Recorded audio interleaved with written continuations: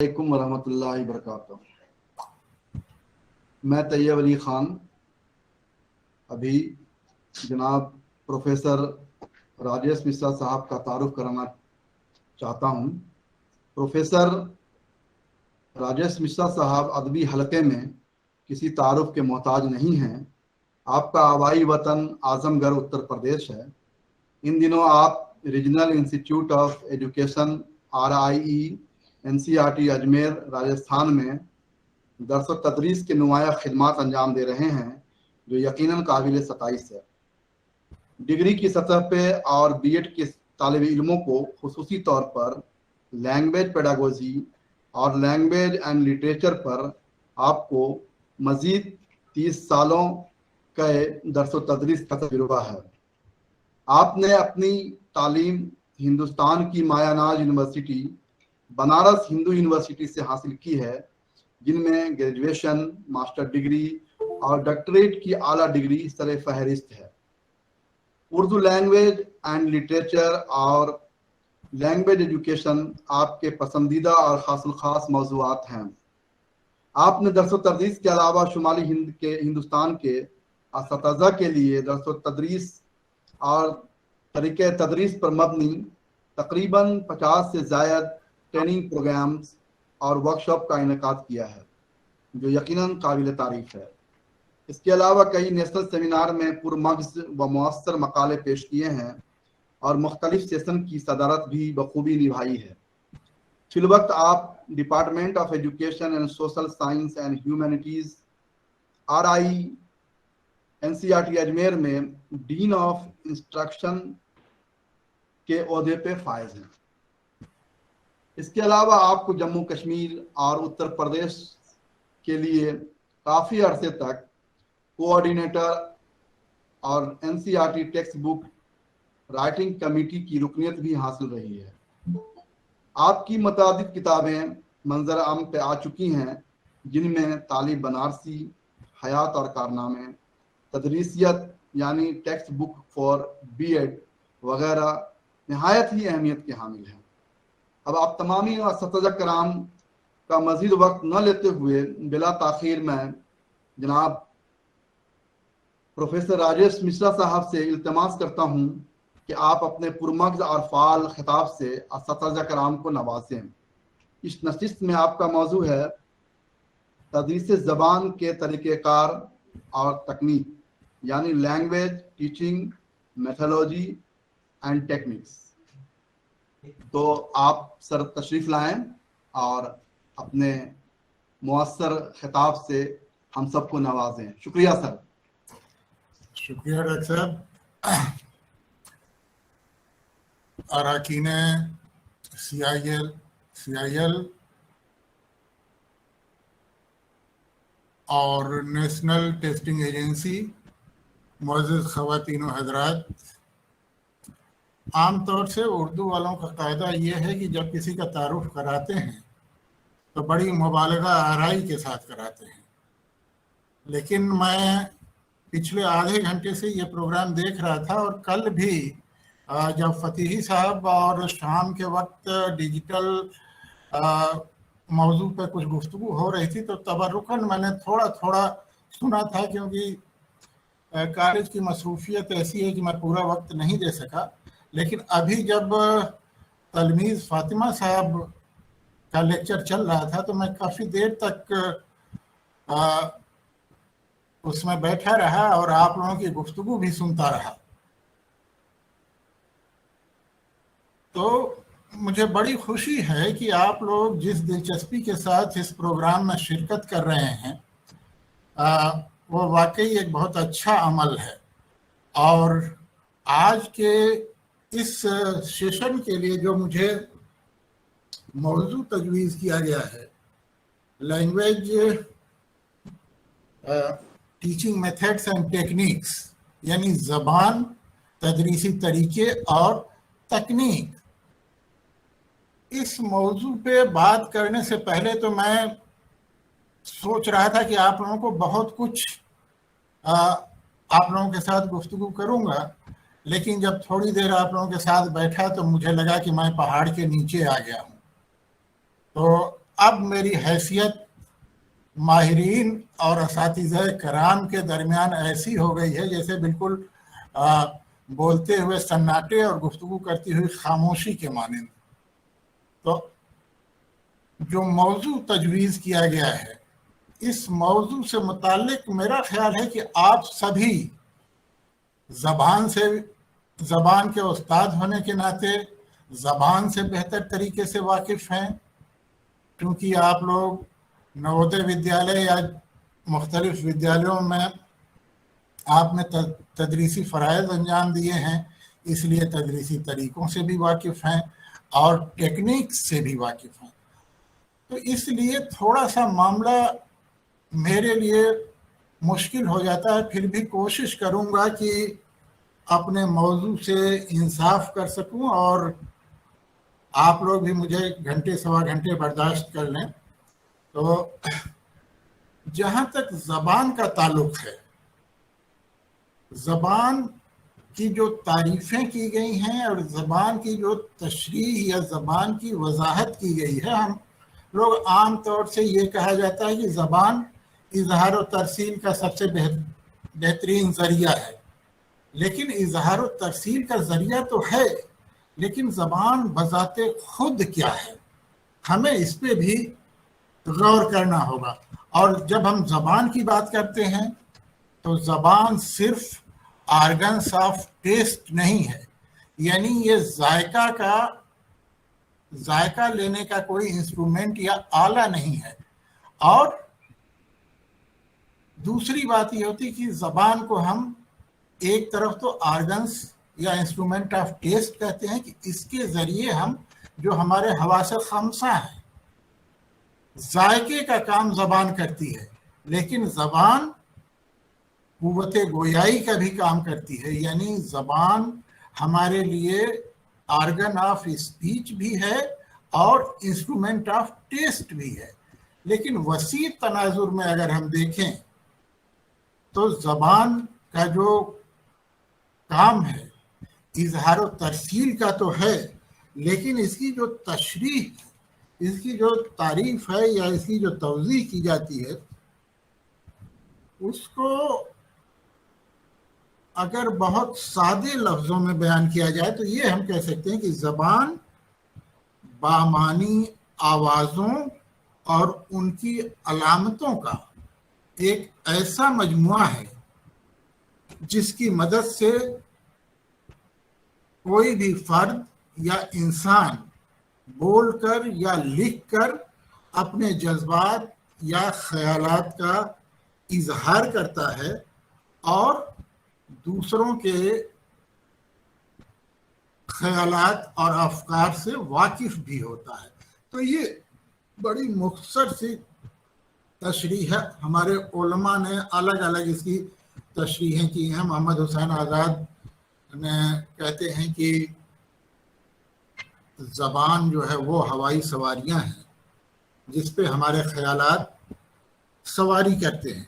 تو سب ملا جلا کے گھما پھرا کے بعد وہیں آ جاتی ہے کہ زبان کا جو سب سے اہم اور بنیادی رول ہے یا جو اس کی کارکردگی یا فنکشن ہے وہ یہی ہے کہ ہم اس کے ذریعے اظہار و ترسیل کا کام کرتے ہیں۔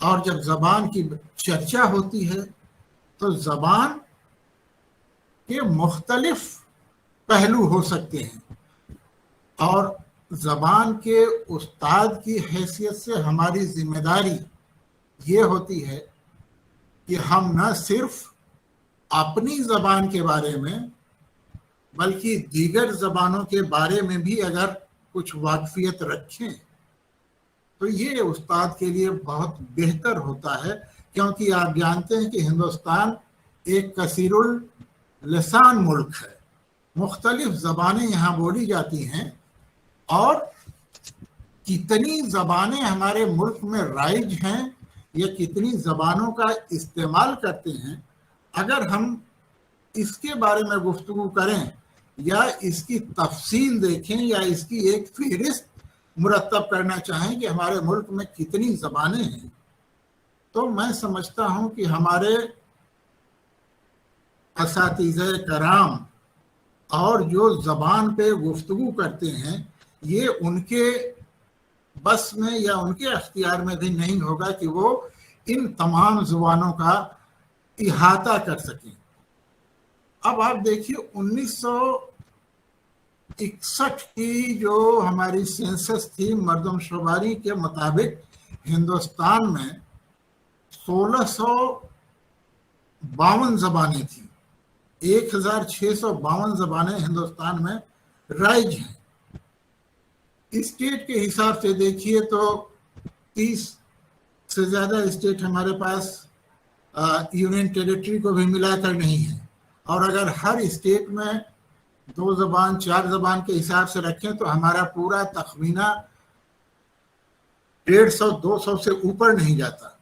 لیکن ماہرین لسانیات نے، زبان کے ماہرین نے جو تفصیل پیش کی ہے اور جو سروے انہوں نے ہندوستان کی زبانوں کا کیا ہے، ان کے مطابق 1652 زبانیں ہندوستان میں رائج ہیں۔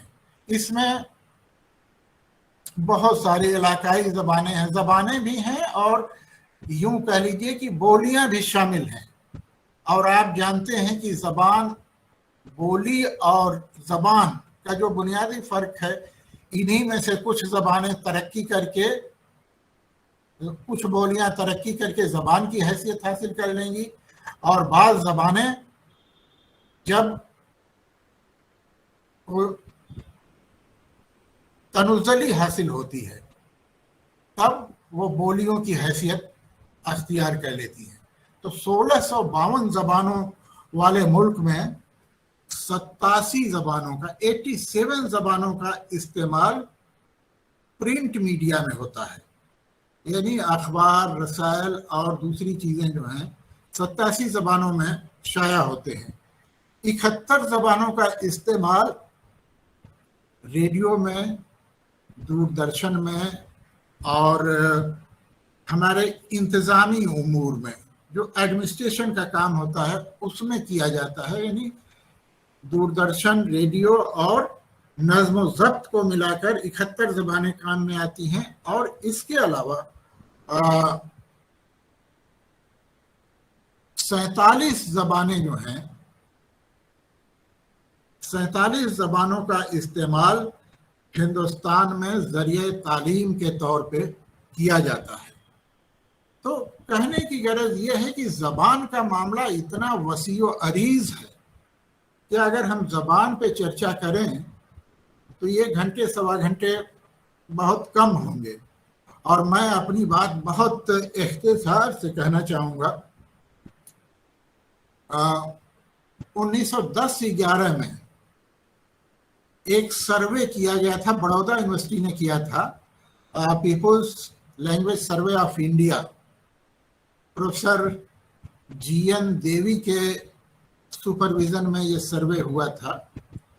آپ میں سے کچھ حضرات یقیناً اس سے واقف ہوں گے، اور انہوں نے اپنی رپورٹ کتابی شکل میں 52 جلدوں میں پیش کی تھی، اور اس سروے میں انہوں نے ہندوستان کی 780 زبانوں کا مطالعہ کیا تھا، اس کے بارے میں، اس کی زبان کی ساخت کے بارے میں، اس کے قواعد کے بارے میں، اور جتنی بھی مخصوص زبانوں سے متعلق جو ضروری اطلاعات تھیں سب کا اندراج انہوں نے ان 52 جلدوں میں کیا ہے، جس میں 480 زبانیں قبائلی زبان تھیں، جن میں سے بیشتر کو آج انڈینجرڈ زبان کہا جاتا ہے، یعنی ان زبانوں کا وجود معرض خطر میں ہے، خطرے میں ہے، یہ زبانیں ختم ہونے والی ہیں۔ تو 480 قبائلی زبانوں کے بارے میں انہوں نے لکھا، سروے کیا۔ 80 زبانیں ایسی تھیں جو ساحلی زبان تھی، اور اس کے علاوہ جو اپنی شیڈیولڈ زبانیں ہیں، آپ جانتے ہیں ہمارے ہندوستان کے آئین میں 22 زبانیں، اب شاید اگر میتھلی کو شامل کر لیا جائے تو 23 ہے یا 22 زبانیں ہندوستان کی 8वें शेड्यूल में शामिल हैं, और जितनी बोलियां या ज़बानें हिंदुस्तान में बोली जाती हैं, सब बोलने वालों की एक हसरत होती है या दिली ख्वाहिश होती है कि उनकी ज़बान या बोली को हिंदुस्तान के 8वें शेड्यूल में शामिल कर दिया जाए। तो ज़बान का मामला बहुत ही अहम भी है और पेचीदा। मैं नहीं कहूँगा कि अभी आप लोग चर्चा कर रहे थे अपनी ही ज़बान के बारे में, जो हमारी अपनी ज़बान है, अपनी मादरी ज़बान है, जिस ज़बान में हमारी परवरिश हुई है, उस ज़बान के बारे में हमारे एक अजीज़ ने कहा कि जब हम लिखते हैं तो बच्चे कहते हैं कि जलेबी जैसा क्या कर रहे हैं। तो ये किसी ज़बान को जलेबी जैसा कह देना, और हम उर्दू वाले तो बहुत कुछ सुनने के आदी हैं, जिसकी जो मर्जी होता है वो कहता। कोई कहता है कि उर्दू में है क्या, यही कंघी चोटी अंगिया चोली के अलावा क्या है, उन्होंने शायरी में यही पढ़ी है। ज़बान की बात आती है, लिखने पढ़ने की आती, उर्दू वाले तो सब उल्टा लिखते हैं। तो ये लानत मलामत का काम या अपनी हंसी को तंज या मिजाह का मौजू बनाना न तो ज़बान के उस्ताद का काम है और न ज़बान के परस्तार का काम है, दोनों का नहीं है। और देखिए, हम उर्दू वाले भी कम नहीं हैं, हमारे में भी खुददारी बहुत है और बर्तरी भी बहुत है। हम लोग जब मिडिल स्कूल में पढ़ते थे या उससे पहले पढ़ते थे तो अक्सर ये होता था कि जो उर्दू जिसने पढ़ लिया उसकी ज़बान और उसका तलफ़ुज़ और ज़बानों के बोलने वालों के मुकाबले में कहीं बेहतर होता है। तो हम लोगों ने बड़ी गलतफहमियां पाल ली हैं। देखिए, कोई ज़बान न तो कमतर होती है न कोई ज़बान बरतर होती है। जब हम उर्दू की बात करते हैं और ये कहते हैं कि उर्दू पढ़ने से, उर्दू बोलने से, उर्दू के इस्तेमाल से हमारा तलफ़ुज़ दुरुस्त होता है, तो अगर तलफ़ुज़ का ये मेयार है तो फिर अरबी और फ़ारसी के बारे में क्या कहेंगे?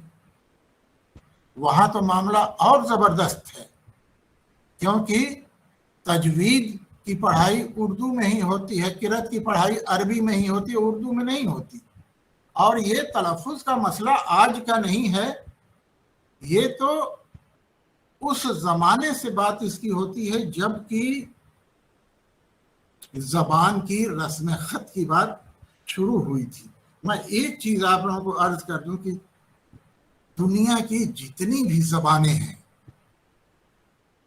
जेंडर के एतबार से सभी फेमिनिन हैं।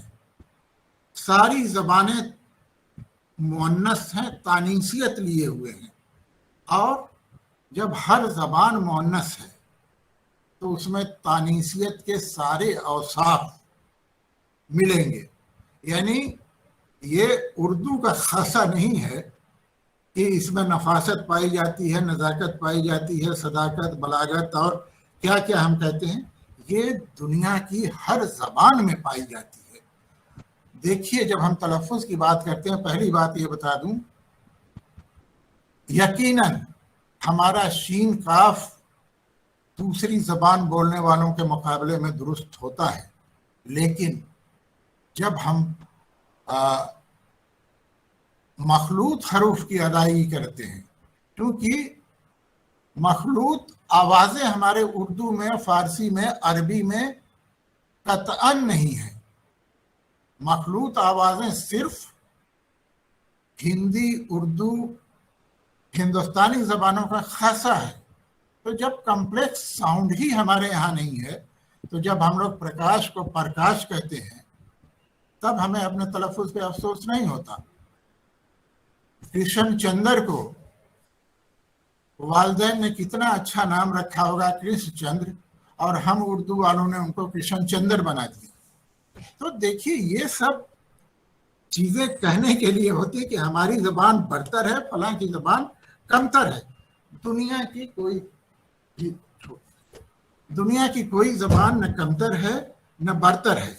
और जो लोग ये कहते हैं कि उर्दू उल्टा लिखी जाती है, उर्दू हरूफ की शक्लें ऐसी हैं, उर्दू में दुनिया भर की बातें कहते हैं, तो साहब दुनिया की मेरी जानकारी में 3 ही जबानें हैं जो सीधी लिखी जाती हैं।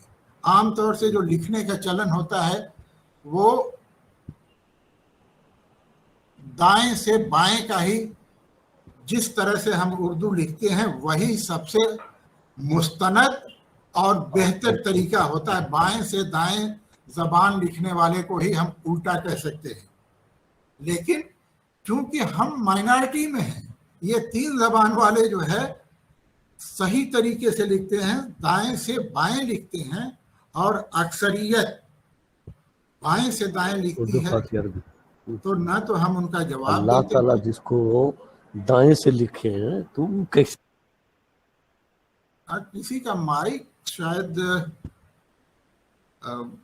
ऑन है, अगर बंद कर लें तो बेहतर होगा। तो ये आजाद साहब माइक ऑफ कर लीजिए। चलिए कोई बात नहीं।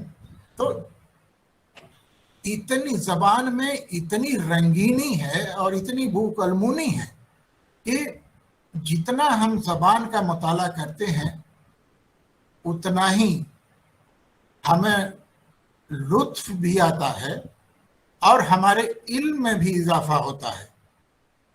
और दूसरी बात, जबान के बारे में जब हम बात करते हैं, जिस जबान की तश्कील में कम से कम 1000 साल तो लग गए, उस जबान के बारे में, उसकी खूबियों खामियों के बारे में, उसके रस्म खत के बारे में, उसकी लिखावट के बारे में जब चर्चा की जाती है तो बात बहुत दूर तलक जाती है। और जलेबी जैसे इबारत और इस तरह की बात तो वाकई हम लोगों को ज़ेब भी नहीं देता, और न तो इरादतन या कसदन या सहवन इस तरह का जिक्र हमें करना ही नहीं चाहिए। देखिए, जब अगर इबारत की बात आती है, लिखने की बात आती है, तो आप ये कह सकते हैं कि हमारी ज़बान में, हमारे रस्म ख़त में इतनी कशिश और इतनी जाज़बियत है कि हम इबारत को कम से कम जगह में भी लिख सकते हैं, और जगह ज़्यादा हो तो मरकज़ में, शोशों में, दायरों में इजाफा करके उस जगह को काबिज भी कर देते हैं। और उर्दू इबारत को देखिए तो ऐसा लगता है कि एक सफ में फौज खड़ी है, और हरूफ जो है कदम ताल कर रहे हैं, परेड कर रहे हैं, और अगर गुंजाइश कम हुई तो हमारे दामन में भी इतनी जगह होती है कि हम एक लफ्ज को दूसरे हर्फ के या लफ्ज के दामन में भी बैठा सकें। तो खैर, अब रही बात जबान को सीखने सिखाने की, तो मेरा अपना ज़ाती ख्याल ये है कि देखिए, आपको मेथड्स और टेक्निक्स सब पता है, और इसके अलावे ये असातिज़ा की सवाबदीद पे मुनहसर होता है कि वो कौन सा तरीका ज़बान को सीखने में अख्तियार करे, और इसके लिए उसे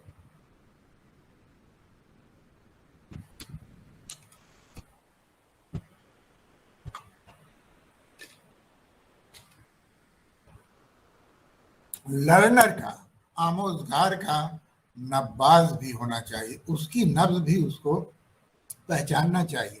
ये जो हमारी बुनियादी महारतें हैं, इस पर काफ़ी तफसील से तलमीज़ फातिमा साहब ने चर्चा की और आप सभी वाकिफ़ हैं, लेकिन इसको अगर दोहराया भी जाए तो कोई बहुत वो नहीं होगी। लेकिन इसके बीच में एक बात और मैं अर्ज़ कर दूं, जब हम ज़बान की बात करते हैं, रस्म ख़त की बात करते हैं, تو پہلے اس کے تمام نکات سے ہمیں واقف ہونا پڑے گا. بہت بنیادی چیزیں ہیں، نہیں تو پھر ہم ان جلیبیوں کا جواب نہیں دے پائیں گے. دیکھیے ہمارے یہاں رسم خط میں آپ کو پتا ہوگا، بیشتر حضرات کو پتا ہوگا کہ جو ہمارا زبان کا اردو کا جو رسم خط ہے وہ چونکہ عربی سے لیا گیا ہے. عربی کو ہم رسم خط کا مادر خطوط کہتے ہیں. اور جب خط کی ابتدا ہوئی تو شروع میں ہمارے حروف پہ نقطے نہیں ہوتے تھے. یہی جو اصلاً ہمارے پاس 28 حروف یا 29 حروف، جس کو کوئی 29 کہتا ہے کوئی 28 کہتا ہے، یہی حروف تھے.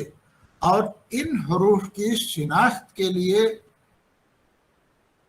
کوئی نقطے لگائے نہیں جاتے تھے. اب اللہ جانے کیسے اس زمانے میں لوگ حروف کی تشخیص کرتے تھے، اس کی شناخت کرتے تھے. تو نقطے تو ہوتے ہی نہیں تھے،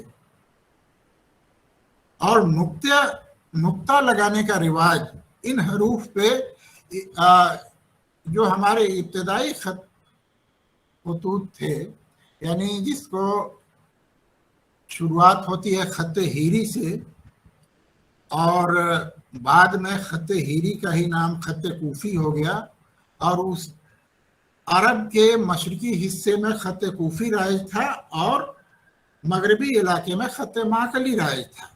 یہ دو خط ہمارے پاس تھے، اور اسی کی اساس پہ ہماری جو حروف تہجی ہے وہ ڈیولپ ہوتی ہے. تو یہ جو 28 حروف تھے، نقطے لگائے نہیں جاتے تھے، اور یہ نقطے حضرت علی رضی اللہ تعالیٰ عنہ کے زمانے تک نہیں لگائے جاتے تھے.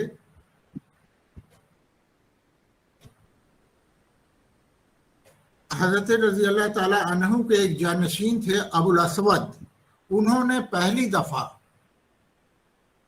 اردو حروف پہ یا عربی حروف پہ نقطے لگانے کا کام کیا. اور یہ نقطے بھی جو ہے اس لیے نہیں لگائے گئے کہ یہ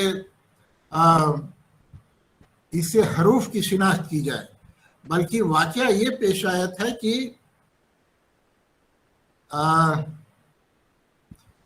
بصرے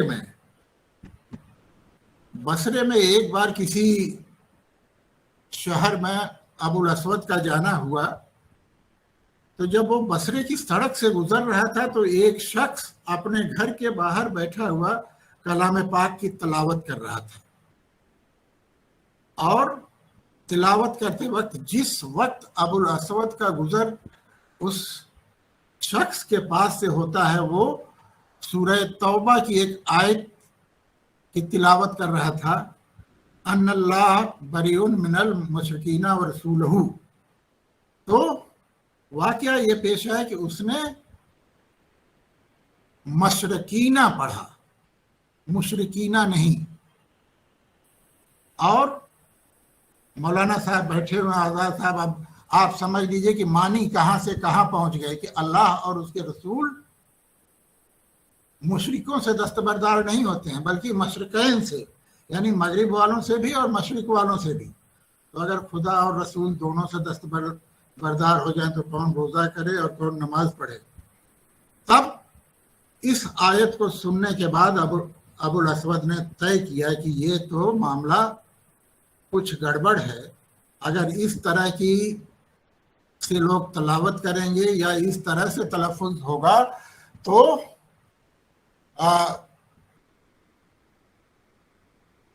پیچیدگی پیدا ہوگی. اس نے بادشاہ وقت سے گزارش کی کہ اگر اجازت ہو تو میں اس میں کچھ اصلاح کروں.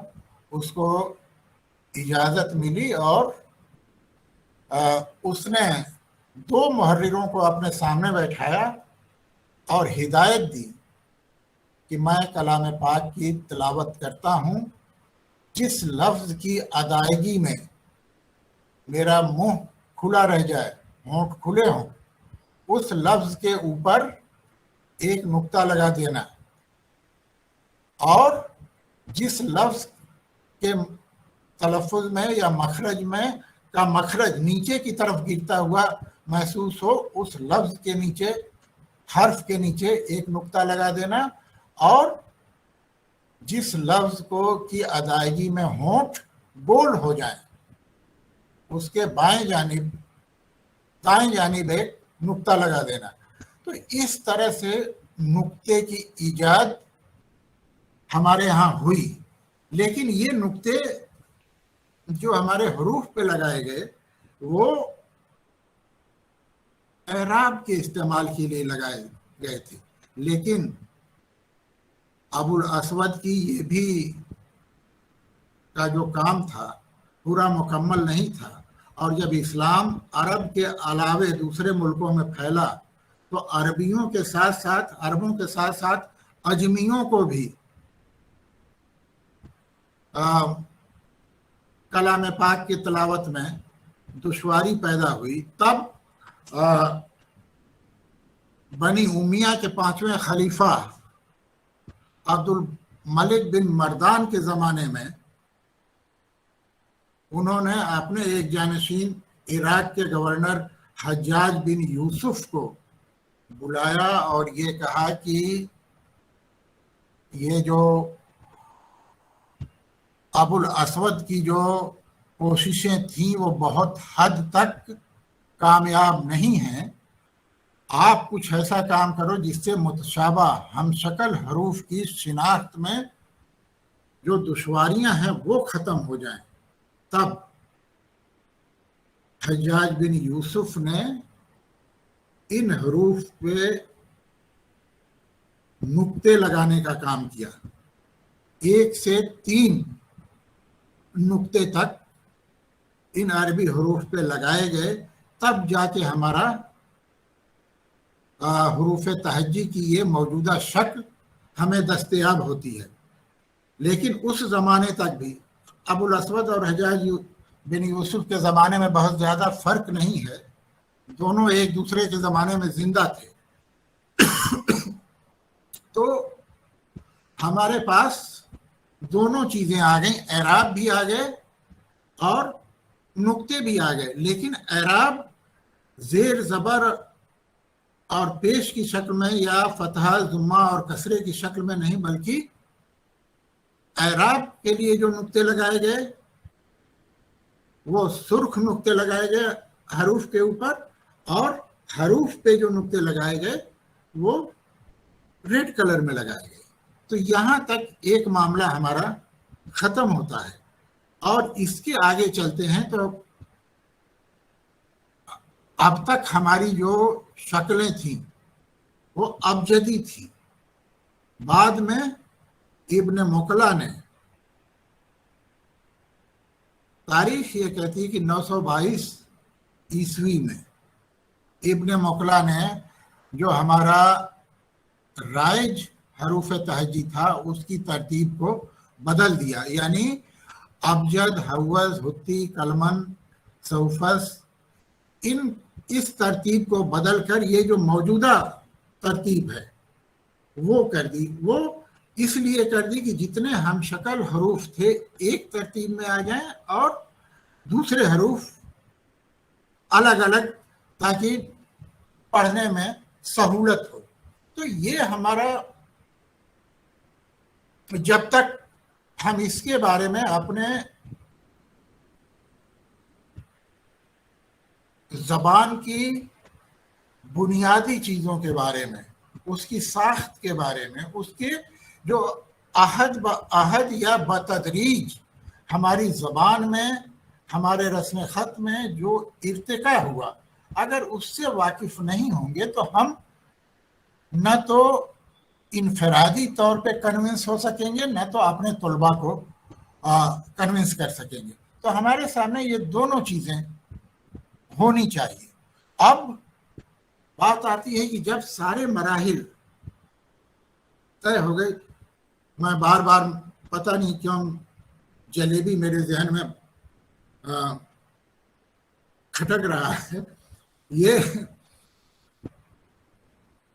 हमारी ज़बान के बारे में, रस्म ख़त के बारे में और बहुत कुछ कहा जा चुका है। रस्म ख़त के बारे में तो हमारे जो मशाहीर हैं उन लोगों ने भी ये तजवीज़ बहुत पहले रख दी थी कि इसका रस्म ख़त बदल दिया जाए। तो और अगर रस्म ख़त बदल दिया जाए तो आप समझ लीजिए कि ज़बान और ख़त का रिश्ता चोली दामन का होता है, या कह लीजिए जिस्म और रूह का होता है। और जिस्म से रूह को अगर मुनक़ता कर दिया जाए तो सिवाय इन्ना लिल्लाहि व इन्ना इलैहि राजिऊन पढ़ने के अलावा कोई चारा नहीं बचेगा। तो हमें अपने ज़बान की भी का तहफ़्फ़ुज़ करना है, अपने रस्म ख़त का भी। और हमारी जो नई नेशनल एजुकेशन पॉलिसी 2020 आई है उसमें इस बात पे खासा जोर दिया गया है कि हमें तमाम हिंदुस्तानी ज़बानों के तहफ़्फ़ुज़ के लिए भी आइंदा काम करना है। तो खैर ज़बान के बारे में एक पस मंज़र के तौर पे मैंने आप लोगों को ये बताया, शायद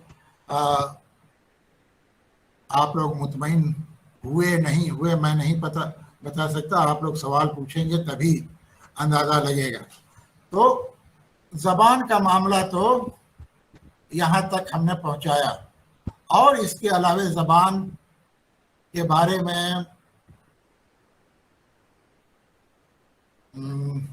गुफ्तगू करना कि ज़बान का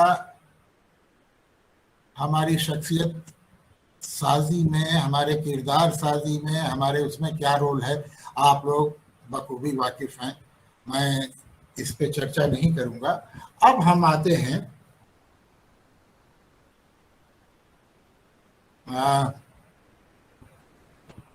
कि जो हमारी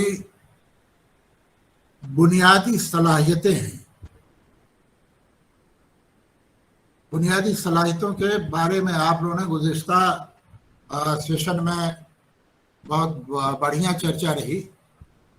तो बुनियादी सलाहियतें तो हमारी बदलेंगी नहीं, और जब हम मेथड की बात करेंगे तो फिर ये चीज़ें आएंगी, यानी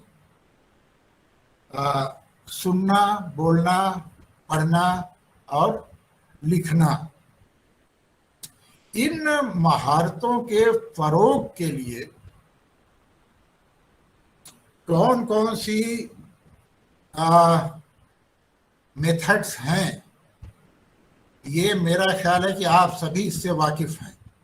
और एक चीज़ मैं अर्ज़ करूं कि हम अगर अपने बचपन पे एक तायराना निगाह डालें तो हमें तो पता ही नहीं कि हमने किस मेथड से ज़बान सीखी। गोया वो बराह रास्त तरीका था, बिला रास्त तरीका था, तर्जुमे का तरीका था, किस तरीके से हम लोगों ने ज़बान सीखी, या हमारे जो असातिज़ा थे, हमारे जो उस्ताद थे, उन लोगों ने किस तरह से हमारे अंदर ज़बान का शऊर पैदा किया।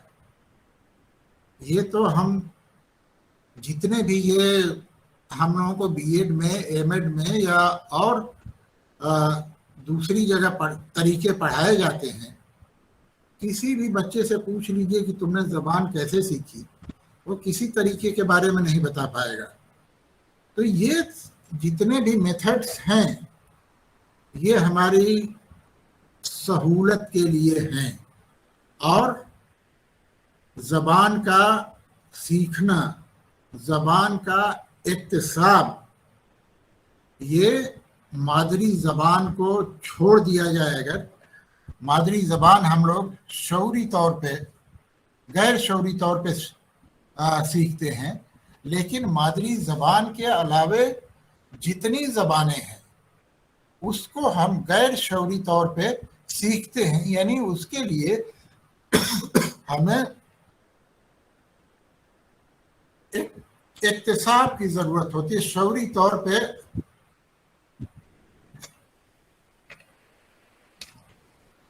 कोशिश करनी पड़ती है।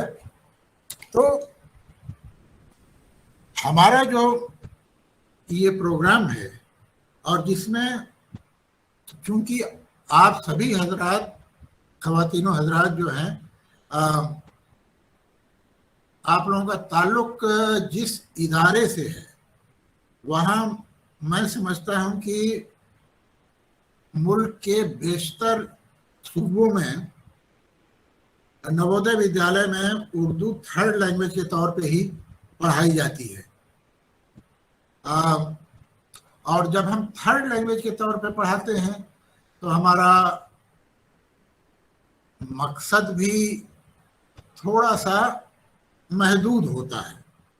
यूं अगर देखें तो ज़बान की तदरीस का मकसद मजमूई एतबार से एक ही होता है, लेकिन जब हम ये ज़बान सीखना चाहते हैं या किसी को सिखाना चाहते हैं तो हाँ, थोड़ा देर में मैं जो है 1:15 बजे खाली हो जाऊंगा। तो जब लर्नर्स की बात आती है कि बच्चे को सिखाना है, तो मादरी ज़बान का मामला बिल्कुल अलग होता है, क्योंकि मादरी ज़बान बच्चा 4 साल 3 साल की उम्र से ही पढ़ना सीखना शुरू कर देता है, और उसमें उसको सीखने का जो तरीका है वो ज़्यादा से ज़्यादा वो तकलीद के ज़रिए अपने गिरदोपेश से, माहौल से, ख़ानदान के अफराद से वो ज़बान को सीखता है।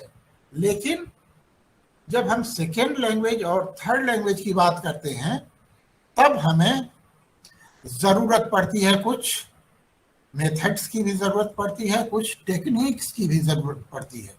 और ये मेथड्स और टेक्निक्स सेकेंड लैंग्वेज के लिए, थर्ड लैंग्वेज के लिए अलग होंगे, क्योंकि हमारा अल्टीमेट गोल जो है मादरी ज़बान के मुकाबले में महदूद हो जाता है। तो हमारी जो बुनियादी महारतें रहेंगी वो तो यही रहेंगी, लेकिन हमारा जो टारगेट है, जो हमारे लर्नर्स हैं, आप देखते हैं नवोदय विद्यालय में 6ठी से अगर उर्दू पढ़ाई जाती है, इसका मतलब हुआ कि कम से कम जो हमारा लर्नर है, जो आमोजगार है, उसकी उम्र कम से कम 10 साल या 11 साल की होगी। और इस वक्त बच्चों में बहुत सी ऐसी सलाहियतें पैदा हो जाती हैं जो ज़बान सीखने के अमल में थोड़ी सी दुश्वारियां भी पैदा करती हैं, क्योंकि जिस ज़बान को हम फितरी तौर पे सीखते हैं वहाँ पे कोई लॉजिक या मंतिक काम नहीं करता। लेकिन जैसे जैसे हमारी उम्र में इजाफा होता है, हम ज़बान के सीखने के अमल में इफ बट्स भी करना शुरू कर देते हैं। तो ये जो अमल है, इसके चलते हमें अपनी टेक्निक्स में, अपने मेथड्स में तब्दीलियां लानी होती हैं। और हिंदुस्तान जैसे कसीरुल मुल्क में जब किसी ज़बान को सिखाने की जब बात आती है, तो आज चर्चा हो रही थी कि हम उसको हरूफ तहज्जी सिखाते हैं, फिर उनको मिलाकर लिखना सिखाते हैं, और फिर किसी ने कहा कि गाने पढ़ने के लिए दे देते हैं या लिखने के लिए दे देते हैं, फिल्मों के, या अलग अलग सबकी जो स्ट्रेटजी होती है। तो आजकल तर्जुमे का तरीका बहुत मुआविन साबित नहीं होता है, क्योंकि जैसे जैसे हमारे मुल्क में ज़बान से मुताल्लिक पॉलिसी बनी, आज़ादी से लेकर आज तक की, सबसे ज़्यादा जोर ज़बान की इस्लाह पे दिया गया اور سب سے زیادہ بے توجہی بھی زبان کے ساتھ ہی ہوئی. دونوں چیزیں سائملٹینیس طور پہ چلتی رہی. یعنی جب ہماری بنیادی تعلیم کی پالیسی آئی تھی 1935-36 میں، تب بھی اس کے مرکز میں زبان تھی، مدالیار کمیشن کے مرکز میں بھی زبان تھی، کوٹھاری کمیشن میں بھی کئی دفعات آئین میں جوڑے گئے، 350، 51، 52، 55، یہ تمام دفعیں اس وقت جوڑی گئیں. پھر 1986 آتے آتے ایک چیز تجویز کی گئی کہ جب ہم مبتدیوں کو پڑھائیں گے تو درجہ 1 سے لے کر 5 تک پڑھانے کے لیے ان میں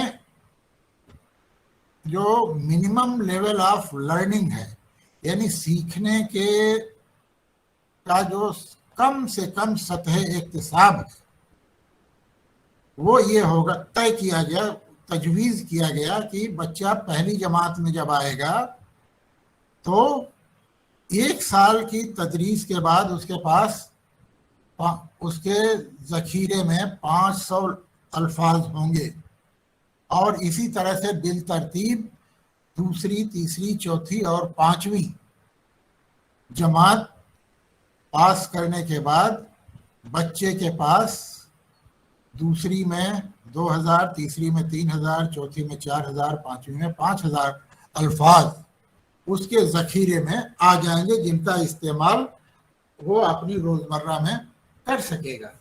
تو یہ دیکھیے 1986 میں جو پالیسی بنی، اس میں ہم نے جو ٹارگٹ طے کیا تھا کہ جو ہمارا لرنر ہے وہ 5ویں پاس کرنے کے بعد 5000 لفظ کے بارے میں سیکھے گا، یا اس کے ذخیرہ الفاظ میں 5000 لفظ ہوں گے. لیکن جو پالیسی تعلیمی پالیسی 86 میں آئی، اس کا جو ماڈیفائڈ ورژن تھا 91 میں، اور جس کی بنیاد پہ ہمارا قومی درسیات کا خاکہ NCF 2005 بنا، اس میں یہ بات کہی گئی کہ بچے 5000 لفظ نہیں سیکھیں گے، کیونکہ جس دن بچہ اسکول میں داخل ہوتا ہے، اسکول میں داخل ہونے کے ساتھ ہی اس کے پاس نہ صرف اپنی مادری زبان کے بلکہ ہندوستان کی مختلف زبانوں کے کم سے کم 3500 لفظ لے کر وہ اسکول میں داخل ہوتا ہے. تو اب سکھانے کا عمل اس وقت تھوڑا سا لگتا ہے کہ آسان ہو گیا. اور ابھی 5 ستمبر کو ہمارے ہاں CIL کے سابق ڈائریکٹر پروفیسر AK مشرا صاحب تقریر کر رہے تھے. اس میں انہوں نے یہ بتایا کہ اب یہ 3500 الفاظ کا معاملہ 7000 سے 12000 تک پہنچ گیا ہے. یعنی بچہ اسکول میں داخل ہونے سے پہلے اتنے لفظ لے کر سیکھ کر آئے گا. تو اب بچے کو زبان سکھانا آسان ہو گیا ہے. معاملہ یہی ہے تک ہے کہ ہم جو بچے میں زبان کی بنیادی مہارتیں ہیں اس کو کس طرح سے پیدا کریں. اور یہ اگر آپ زبان و ادب کا مطالعہ کریں تو ہر عہد میں، ہر دور میں، ہر فرد کے ساتھ اور ہر اساتذہ کے ساتھ یہ جو تجربے ہیں وہ مختلف ہیں.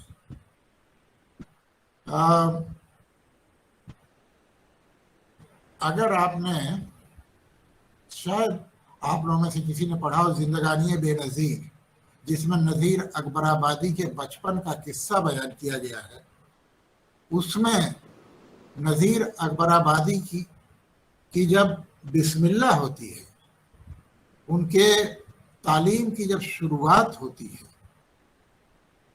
تب جو واقعہ شہباز حسین نے بیان کیا ہے کہ کس طرح سے ان کی پڑھائی کا آغاز ہوتا ہے، مولوی صاحب کس طرح سے نذیر کو پڑھانا شروع کرتے ہیں، اس کی ایک مثال میں دوں گا کہ یہ ہوتا ہے پہلے دن تو بسم اللہ ہوتی ہے، قرآن خوانی ہوتی ہے، بتاشے چھوارے جو بھی بانٹے جاتے ہیں، اور پھر بچے کو نئے کرتا پائجامہ، ٹوپی، گمچھا وغیرہ فراہم کیا جاتا ہے۔ اس کے بعد قرآن خوانی ہوتی ہے، اور اس کے بعد پورے محلے میں، گھر میں بتاشے بانٹے جاتے ہیں۔ اس تقریب کے بعد دوسرے دن جب مولوی صاحب نذیر اکبر آبادی کو پڑھانے آتے ہیں تو دیکھیے جو گفتگو ہوتی ہے، وہ یہ نہیں کہتے کہ سلیٹ نکالو یا پٹری نکالو، کاپی نکالو، قلم نکالو، وہ صرف بچے سے گفتگو کرتے ہیں کہ بھائی بتاؤ کل کیا ہوا تھا، کل جو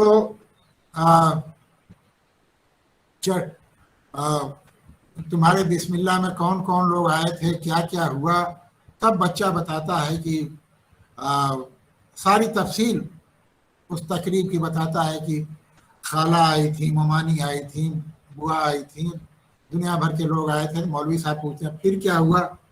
کہا پھر تو مجھ کو بیٹھا دیا گیا بیچ میں، یہ ایک دم نیا کرتا پائجامہ، ٹوپی سب مولوی صاحب کو دکھاتا ہے، کہا کہ یہ سب پہن کے میں بیٹھا تھا۔ تو مولوی صاحب پوچھتے ہیں پھر کیا ہوا؟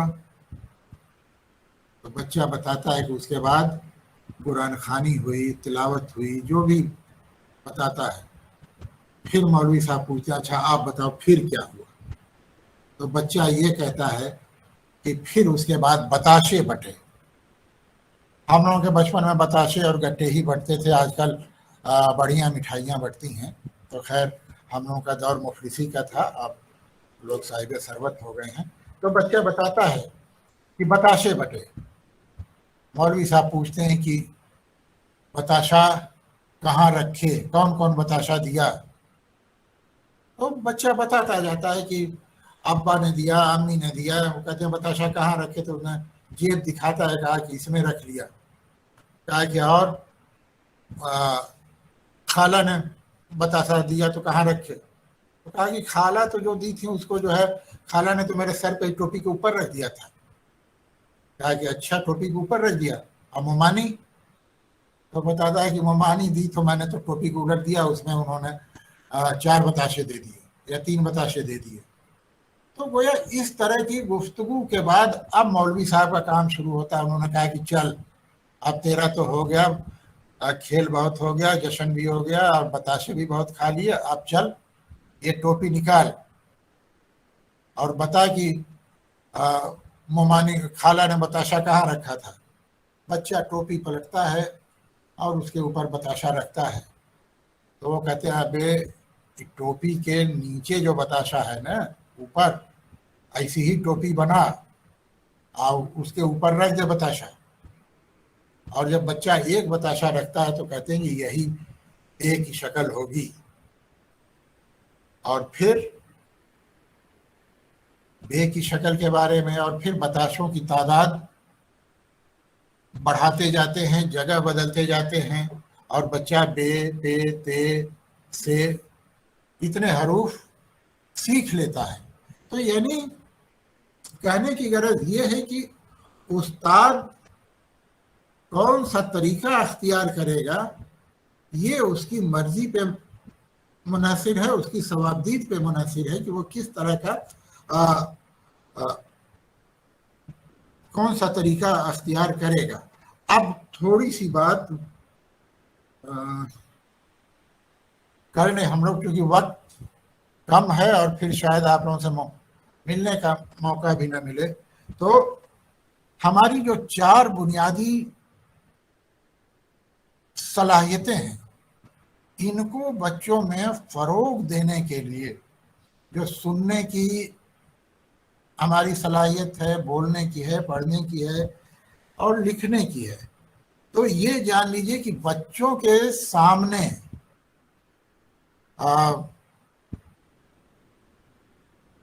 सुनने का जो मामला है, सुनना अपने आप में एक बहुत मुश्किल अमल है और फन भी है, क्योंकि हम असातिज़ा के लिए सुनना बड़ा मुश्किल अमल होता है। जब थोड़ा सा मौका मिला नहीं कि हम बोलना शुरू कर देते हैं। बोलते इसलिए हैं कि उस्तादों को जो है तुलुल कलामी का आरिज़ा होता है, वो कुछ सुनने वालों को पा जाए और माइक पा जाए तो कितनी देर तक बोलेंगे कोई भरोसा नहीं है। तो लेकिन सुनने का पेशेंस जो है, सुनने का जो सब्र है, वो सब में मादा नहीं होता। और बच्चों में सुनने की सलाहियत को फरोग देने के लिए अब हमारे पास कोई जरिया नहीं है, कोई मतन नहीं है, कोई मवाद नहीं है। तो हम बच्चों को, छोटे बच्चों को जो स्कूल में दाखिल होते हैं, जिनकी उम्र 4 साल 5 साल होती है, उनको हिदायतें देते हैं। बहुत सारी हिदायतों के ज़रिए उनको उनमें सुनने की सलाहियत को पैदा करने की कोशिश करते हैं। यानी ये हिदायतें ये हो सकती हैं, बैठ जाओ, वहाँ से वो रजिस्टर ले आओ, या ये सामान वहाँ रख दो। अगर इन सब चीज़ों को बच्चा सुनता है और उस पर अमल करता है तो हम समझ सकते हैं कि बच्चे के सुनने की सलाहियतों में इजाफा हो रहा है। लेकिन जब हम बड़े बच्चों की बात करते हैं, मुब्तदीयों की बात करते हैं, उन बच्चों की जो 6वीं 7वीं 8वीं में आ गए हैं, उनके सामने जो हम बात करेंगे, जो हिदायतें देंगे, वो इन हिदायतों से मुख्तलिफ होंगी। उस वक्त हमें बच्चों की दिलचस्पियों का भी लिहाज रखना होगा। अपनी गुफ्तगू में ऐसे सहल और आसान लफ्ज़ों का इस्तेमाल करना होगा जिसको कि बच्चा बखूबी समझ सके। याद रखिए कि अगर इस वक्त हम अपनी इल्मियत का इजहार करेंगे और भारी भरकम अल्फाज और शकील तरकीबों का इस्तेमाल करेंगे तो बच्चा ये सुनने का जो अमल है उसमें बहुत ज़्यादा रुकावट पैदा होगी। इसीलिए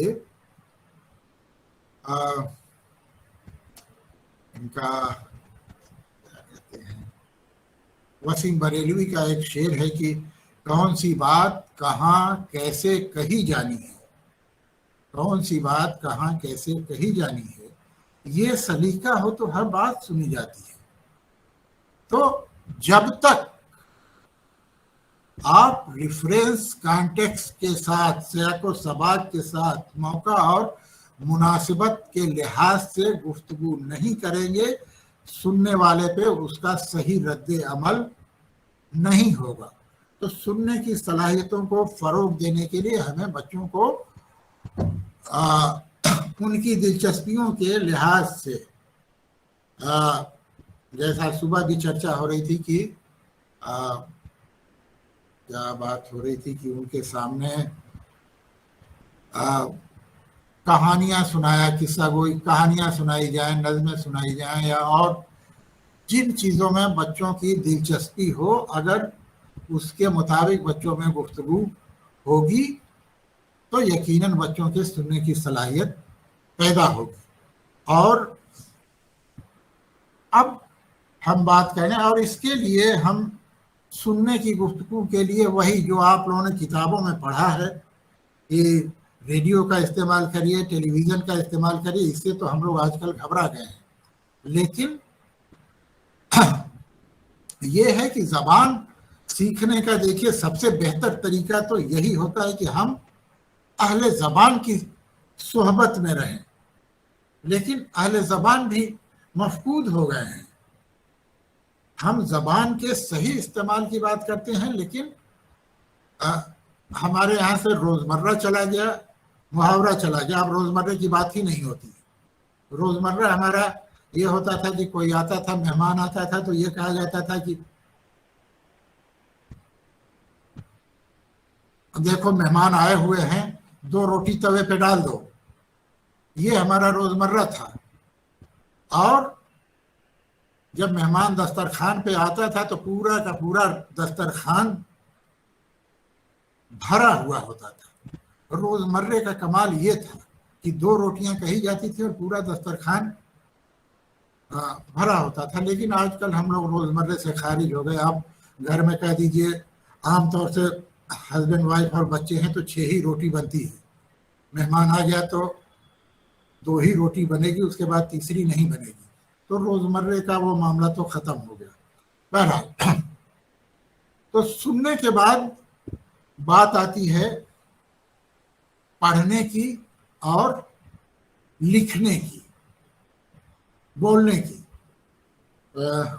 پڑھنے کی بات میں ہم پڑھنے کی جب بات کرتے ہیں تو کئی چیزیں رکھتے ہیں اس میں. جو طریقے ہیں ہمارے وہ تو وہی ہیں کہ حروف تہجی کے طریقے سے پڑھنا سیکھیں، لفظ واری طریقے سے سیکھیں، ترکیبی یا تحلیلی طریقے سے سیکھیں.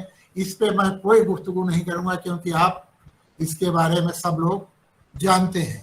لیکن پڑھنا سکھانے کے لیے جو ٹیکنیک یا اسٹریٹجی کیسے حکمت عملی کہہ سکتے ہیں وہ یہ ہے کہ ہم کو 5 R's پہ غور کرنا ہوگا. 5 R جو ہیں، یعنی پہلا رجسٹریشن، اندراج، دوسرا ہوتا ہے ریٹینشن،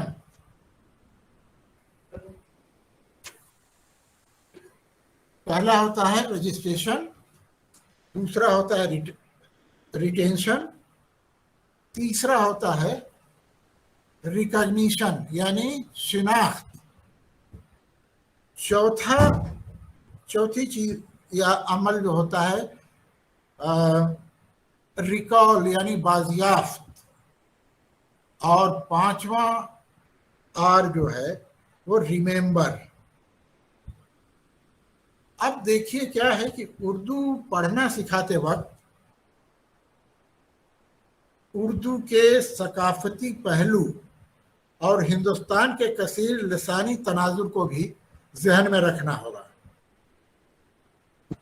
پڑھنا سکھانے کے لیے یا پڑھنا سکھانا ایک ایسا عمل ہے جس کے لیے زیادہ باقاعدگی کی ضرورت ہوتی ہے. اور اسی لیے جو ہمارے ایکسپرٹس ہیں، جو ماہرین تعلیم ہیں، انہوں نے اس 5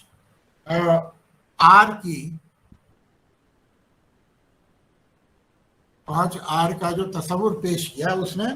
اب دیکھیں اندراج میں کیا ہوتا ہے کہ جن حروف یا الفاظ کو ہم دیکھتے ہیں انہیں پہلے ذہن نشین کرتے ہیں، گویا ان کی تصویر ان کے ذہن میں، قاری کے ذہن میں رچ بس جاتی ہے.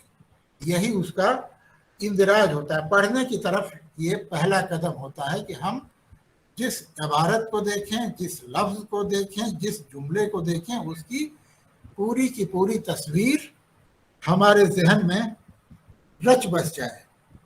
اور ماہرین کا ماننا یہ ہے کہ بچے کو بار بار حروف یا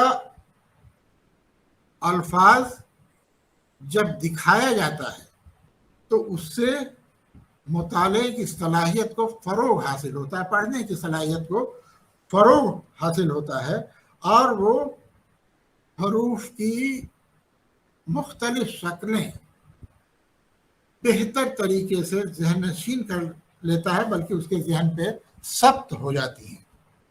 اس کے بعد آتا ہے کہ بچے جب لفظ کو، حروف کو، جملے کو ذہن نشین کر لیتے ہیں تو وہ ان حروف یا الفاظ کی شناخت بھی کر لیتے ہیں آسانی کے ساتھ. تو یہ دوسرا قدم ہوتا ہے. اور تیسری چیز ہوتی ہے ریٹین کرنا. اس کو ریٹینشن، قائم کرنا، کہ ہم نے رجسٹر کر لیا، بچے کے اندر یہ صلاحیت پیدا ہو گئی کہ وہ حروف کی شکلوں کو پہچان سکے، بغیر ترتیب کے بھی اور तरतीब के साथ, दोनों के साथ।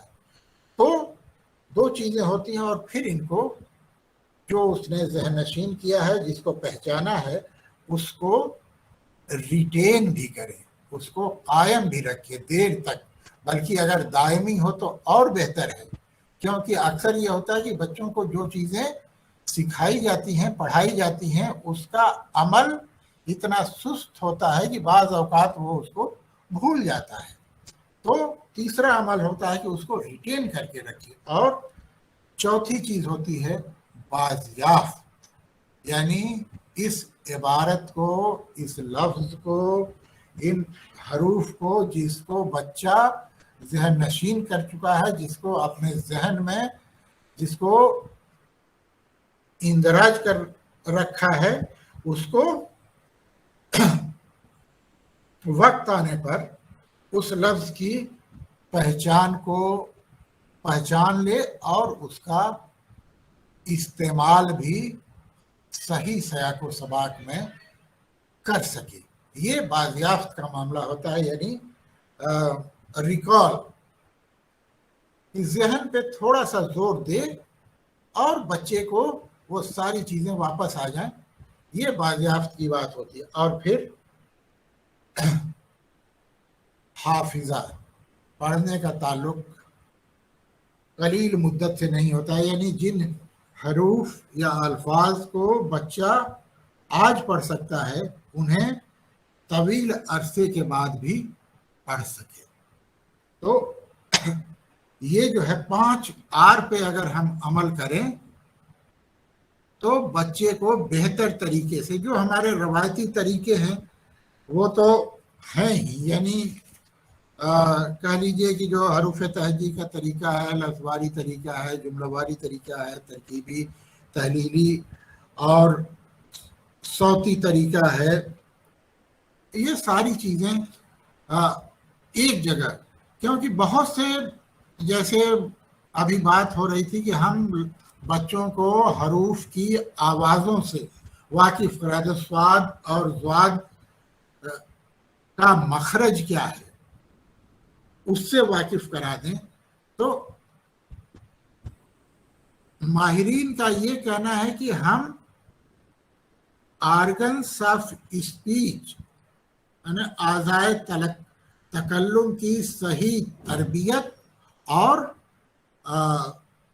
उसके ज़रिए कि हरूफ का मखारिज क्या है, मकाम मखारिज क्या है, हरूफ की आवाज़ें हमारे आज़ाए तकल्लुम के किस हिस्से से रगड़ खाने से या मुतसादिम होने से जाहिर होती हैं, इसके बारे में बता दिया जाए। लेकिन ये अमल थोड़ा सा इसलिए मुश्किल होता है, मुझे माफ़ कीजिएगा, कि हमारे बहुत से असातिज़ा भी इससे वाकिफ़ नहीं होते हैं, उनका अपना तलफ़ुज़ भी खाम होता है।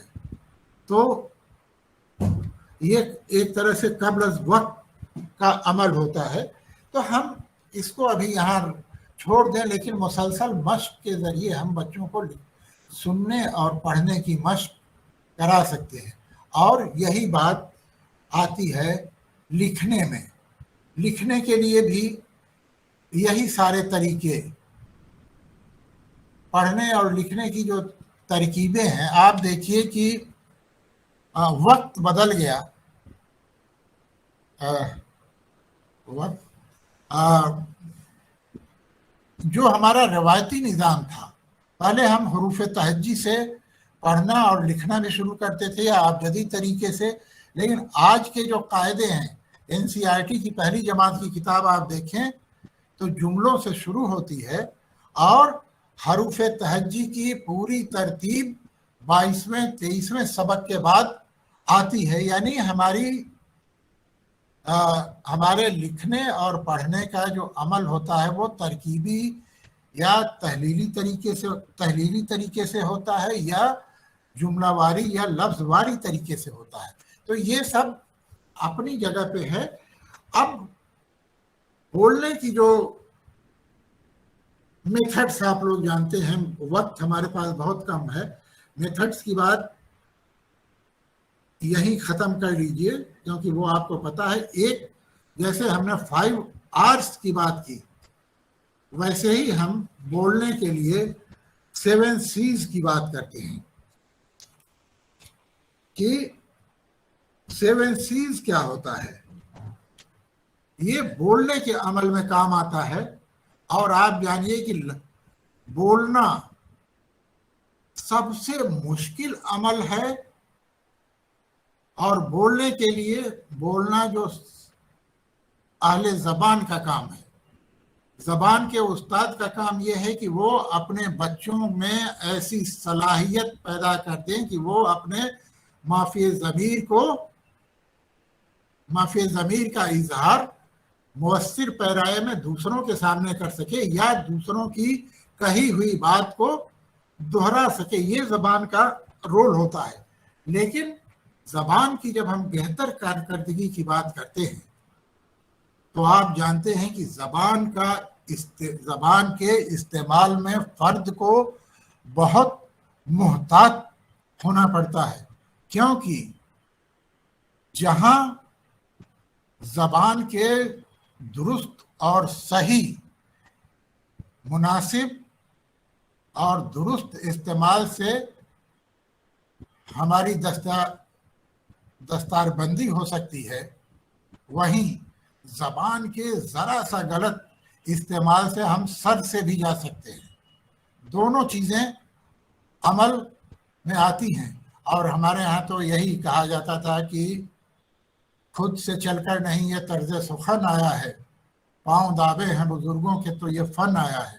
تو اب وہ بات ختم ہو گئی۔ لیکن جو اسٹریٹجی یا جو ٹیکنیکس ہم بولنے کے لیے استعمال کر سکتے ہیں، اس میں 7 C's کی بات آتی ہے۔ پہلی چیز ہوتی ہے کلیئر۔ پہلا سی ہوتا ہے کلیئر، یعنی جو بات ہم بولیں اس میں کلیئرٹی ہونی چاہیے، ہماری بات پوری طرح سے واضح ہونی چاہیے، سننے والے پہ اس کا مثبت رد عمل ہونا چاہیے، تب ہم کہہ سکتے ہیں کہ ہماری بات کلیئر ہے، واضح ہے، یعنی جو بات ہم کہنا چاہتے ہیں دوسروں کو سمجھا سکے۔ تو پہلی بات ہوتی ہے واضح، اور دوسری بات ہوتی ہے کریکٹ، کہ واضح ہی نہ ہو بلکہ درست بھی ہو، کیونکہ بعض دفعہ واضح بات ہوتے ہوئے بھی دل و دماغ پہ گراں گزرتی ہے۔ ایک مثال میں آپ لوگوں کو دے دوں گا، میرا وقت ختم ہو رہا ہے۔ جب ہم بولنے کی بات کرتے ہیں، لکھنؤ میں سلیمان سعادت یار خان کے دربار میں انشاءاللہ خان مصاحب تھے، ان کے درباری شاعر تھے، اور انشاءاللہ خان جتنے عالم انسان تھے مزاج کے اعتبار سے، اتنے ہی خرافاتی بھی تھے، اور سعادت یار خان کے بڑے منہ چڑھے تھے، اور تاریخ کی کتابوں میں پڑھیے، اس نے انشاءاللہ خان جیسا عالم آدمی، انہوں نے مصافی کو دربار میں بے عزت کیا،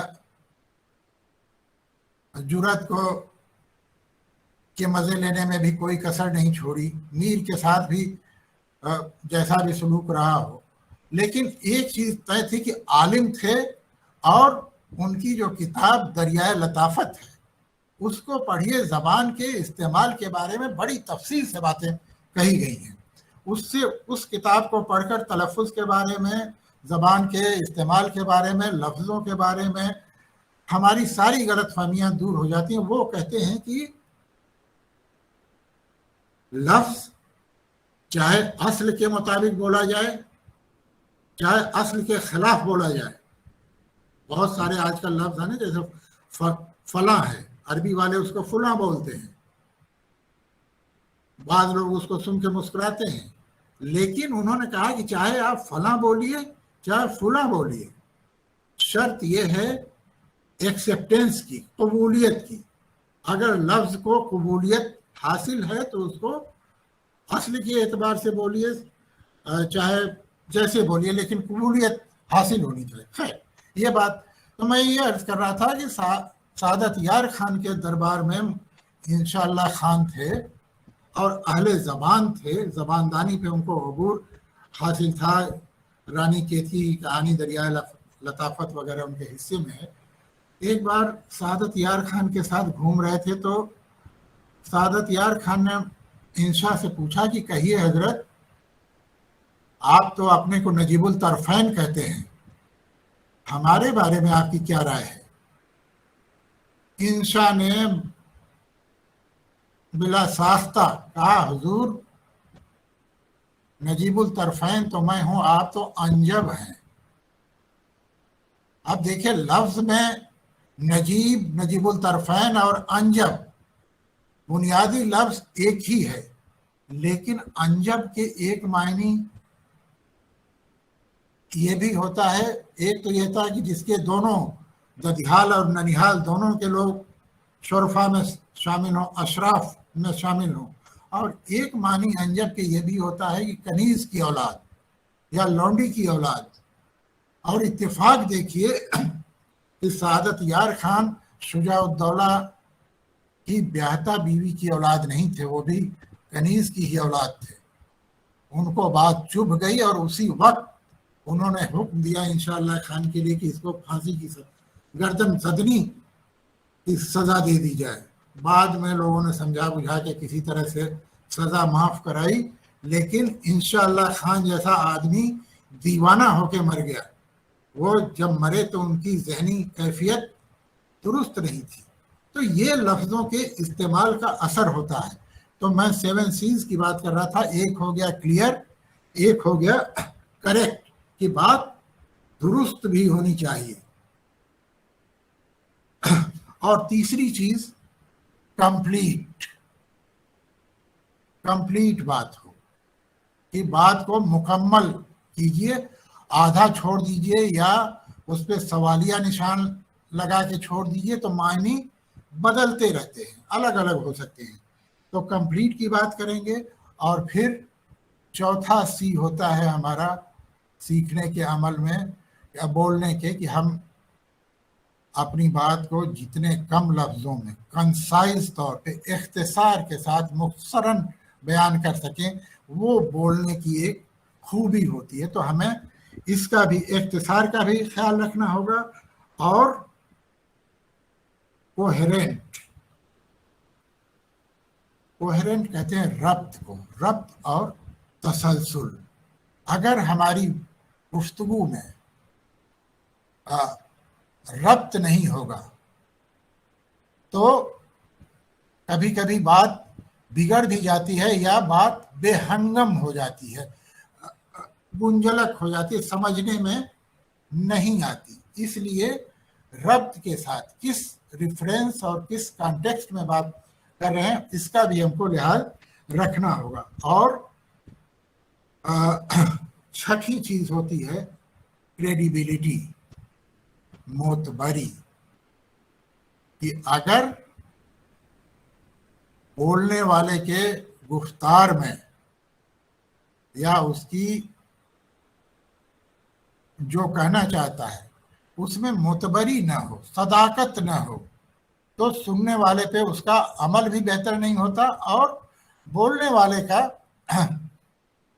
असर भी कम हो जाता है। और आखिरी चीज जो उर्दू का खासा है, कर्टियस, मैंने जो शख्स बोल रहा है उसका कर्टियस होना, उसका आदाब मजलिस से वाकिफ होना, उसके लहजे में मुलायमियत होना, ये सब अच्छे बोलने के औसाफ हैं। तो ये सारी चीज़ें जब हम करते हैं तब हमारी सभी सलाहियतों को फ़रोग हासिल होता है। हजरात, तबीयत तो चाहती है कि और भी बोलूं, पता नहीं आप लोगों के सुनने का मूड है या नहीं है। वक्त मैं अपना पहले से गंवा चुका हूं और अब सालिक अंसारी साहब का जी सर मैं सुन रहा हूँ सर आपकी बात। मैं सर आपका मोहताज हूँ, अगर आप इजाज़त दें तो मैं अपनी बात यहीं ख़त्म कर दूं, क्योंकि तशनगी तो थोड़ी रहेगी, मुझे अंदाज़ा है। जी जी बिल्कुल, लेकिन हमारे जो पार्टिसिपेंट्स हैं अगर कुछ दरियाफ्त करना चाहें तो कर सकते हैं, और जैसा आप कहें, जो आपकी इजाज़त। सर बहुत बहुत बहुत बहुत शुक्रिया सर, और आपका क्लास, आपकी बातें सुन करके सर बिल्कुल बहुत ही अच्छा लगा मुझे। मैं पूरी तकरीर आपकी सुना और सुनने के बाद मुझे एहसास हुआ कि वाकई एक बहुत अच्छे इंसान को मैंने लेक्चर मैंने दिया था, और काफ़ी मालूम अफजा और बहुत मुफीद बातें आपने बताई हैं। हमारे असातिज़ा को भी इसका एहसास होगा और वो इस चीज़ को